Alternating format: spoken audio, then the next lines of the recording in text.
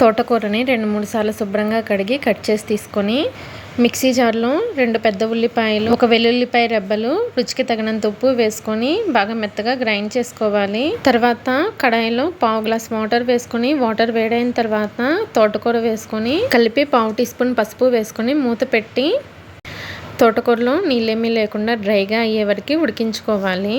తర్వాత వేరొక కడాయిలో 2 టేబుల్ స్పూన్ల ఆయిల్ వేసుకొని 1 స్పూన్ మినపప్పు, 1 స్పూన్ జీలకర్ర, 1 స్పూన్ ఆవాలు వేసుకొని ఒక 30 సెకండ్స్ ఫ్రై చేసుకోవాలి. తర్వాత 2 ఎండుమిరపకాయలు, కొద్దిగా కరివేపాకు వేసుకొని కరివేపాకు క్రిస్పీగా అయ్యేంతవరకు ఫ్రై చేసుకోవాలి. ఇవి ఫ్రై అయిన తర్వాత ముందుగా గ్రైండ్ చేసి పెట్టుకున్న పేస్ట్ వేసుకొని బాగా దగ్గర పడే వరకు ఫ్రై చేసుకోవాలి.